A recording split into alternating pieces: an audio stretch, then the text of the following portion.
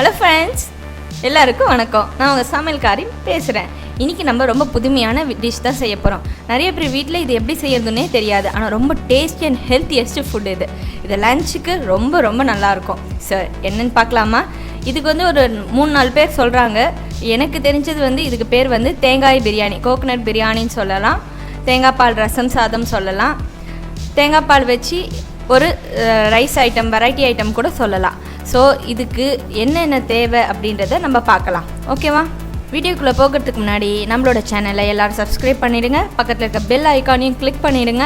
அதில் ஆல் என்ற நோட்டிஃபிகேஷனை கிளிக் பண்ணிக்கிட்டிங்கன்னா நம்ம போகிற எல்லா வீடியோ உடனுக்குடன் உங்களுக்கு வந்து சேரும்.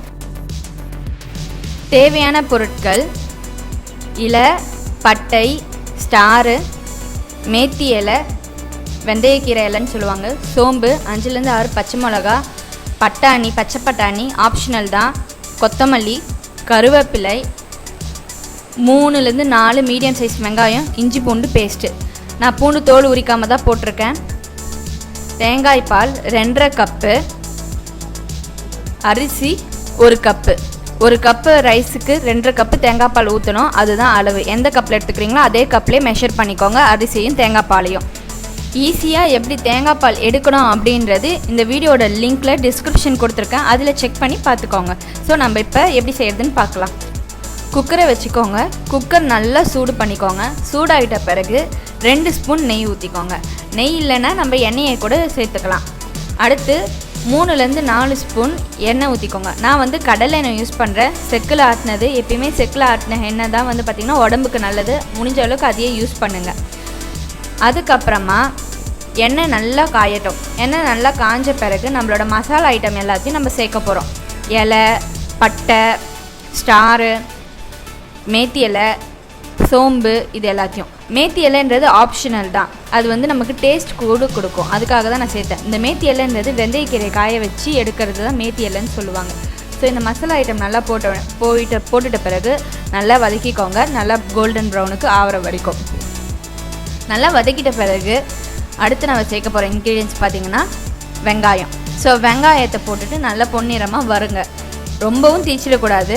வெங்காயம் வறுபடுறதுக்கு கொஞ்சம் வெங்காயத்துக்கேற்ற உப்பு மட்டும் போட்டுட்டு வதக்குங்க. கொஞ்சம் சீக்கிரமாக வெங்காயம் நமக்கு வதங்கிடும். ஸோ நல்லா வதங்கிட்ட பிறகு பச்சை மிளகாய் சேர்த்துக்கோங்க. இந்த டிஷ்ஷை பொறுத்த வரைக்கும் நம்ம மிளகாத்தூளை வேறு எதுவுமே சேர்க்க போகிறதில்ல. பச்சை மிளகா தான் இந்த டிஷ்ஷுக்கான காரம். ஸோ உங்களுக்கு எவ்வளோ காரம் வேணுமோ போடுங்க. நான் இப்போ 1 கப் ரைஸ் அப்படின்றதுனால 1 கப் ரைஸ் என்னோடய அளவில் பார்த்திங்கன்னா 250 கிராம்ஸ் வரும். ஸோ அதுக்கு நான் 5-6 பச்சை மிளகா எடுத்திருக்கேன். அதையும் போட்டுட்டு நல்லா வறுத்துக்கோங்க. உங்களுக்கு இன்னும் ஸ்பைஸாக வேணுன்னா அதிகமாக சேர்த்துக்கோங்க, கம்மியாக வேணுன்னா கம்மியாக சேர்த்துக்கோங்க. அதுக்கப்புறம் இஞ்சி பூண்டு பேஸ்ட்டு அதையும் போட்டு வறுத்துக்கோங்க. இஞ்சி பூண்டு பேஸ்ட் வந்து நான் ஏன் கடைசியாக போடுறேன்னா, நம்ம ஃபஸ்ட்டே போட்டு வதக்கிட்டோம் அப்படின்னா நம்ம டிஷ் வந்து கருக ஆரம்பிச்சிடும். லாஸ்ட்டாக சேர்த்திங்கன்னா மனமும் நல்லாயிருக்கும், டிஷ்ஷும் கருகாது.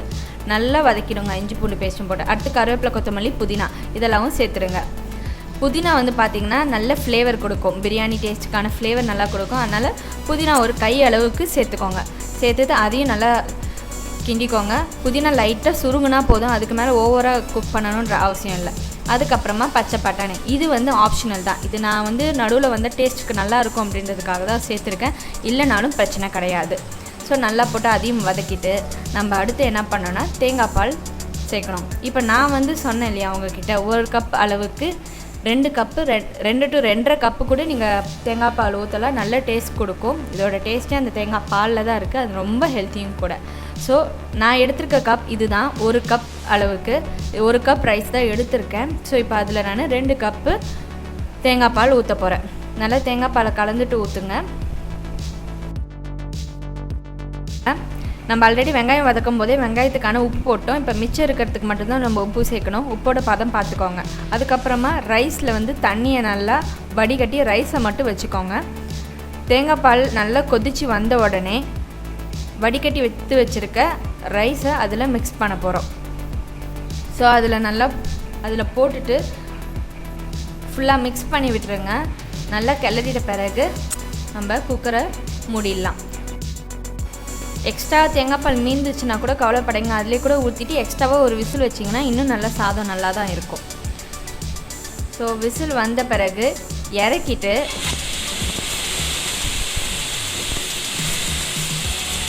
விசில் வந்துடுச்சு. விசில் ஆறிட்ட பிறகு நான் அதை இப்போ திறக்கிறேன். சூப்பர் ஸ்மெல் மணக்குது, அவ்வளோ சூப்பராக இருக்குது தேங்காய் பால் பிரியாணி. ஸோ இதுக்கு மேலே ஒரு ஸ்பூன் நெய் சேர்த்துருங்க, கொஞ்சம் நல்ல மணம் இன்னும் சூப்பராக இருக்கும். நல்லா நெய் சேர்த்துட்டு அப்படியே அரிசி உடையாத அளவுக்கு கிளறுங்க. இதை நீங்கள் பாஸ்மதி ரைஸில் கூட செய்யலாம். நான் வீட்டில் இப்போ நம்ம சாப்பாடு ரைஸே தான் யூஸ் பண்ணியிருக்கேன். பாஸ்மதி ரைஸில் செஞ்சாலும் இன்னும் சூப்பராக இருக்கும். சுவையான ஹெல்த்தியான தேங்காய் பால் பிரியாணி தயாராகிடுச்சு. இது ஒரு பவுலுக்கு மாற்றிட்டு பரிமாறுங்க. உண்மையாக ஃப்ரெண்ட்ஸ் அவ்வளோ சூப்பராக இருக்குது. மனம் கமக்குது. நெய் போட்டு நல்லா தலை செஞ்சுருக்கிறதுனால இதுக்கு தொட்டுக்கே தேவையில்லைங்க, அப்படியே சாப்பிட்லாம். இல்லை எனக்கு தொட்டுக்கு வேணும் அப்படின்னிங்கன்னா நீங்கள் ரைட்டா, வெங்காய ரைட்டா பண்ணிக்கலாம், இல்லை வெள்ளரிக்காய் கேரட் போட்ட ரைத்தா பண்ணிக்கலாம், பொட்டேட்டோ ஒரு வாழைக்காய் ஃப்ரை கூட வச்சுக்கலாம். இது அப்படியே சாப்பிட்லாங்க, சூப்பராக இருக்கும். இல்லை பட்டாணி போட்டிருக்கனால அதுவே நமக்கு பார்த்திங்கன்னா சைட் டிஷ் மாதிரி தான் இருக்கும். ஓகே ஃப்ரெண்ட்ஸ், கண்டிப்பாக இதை வீட்டில் ட்ரை பண்ணி பாருங்கள். உங்களுக்கு எப்படி வந்துச்சுன்றதை சொல்லுங்கள். ஏதாவது டவுட் இருந்தால் கண்டிப்பாக கமெண்ட் பண்ணுங்கள். உங்கள் ஃப்ரெண்ட்ஸுக்கு ஷேர் பண்ணுங்கள். சமையல்காரி சேனலுக்கு சப்ஸ்கிரைப் பண்ணுங்கள். பாய், தேங்க்யூ.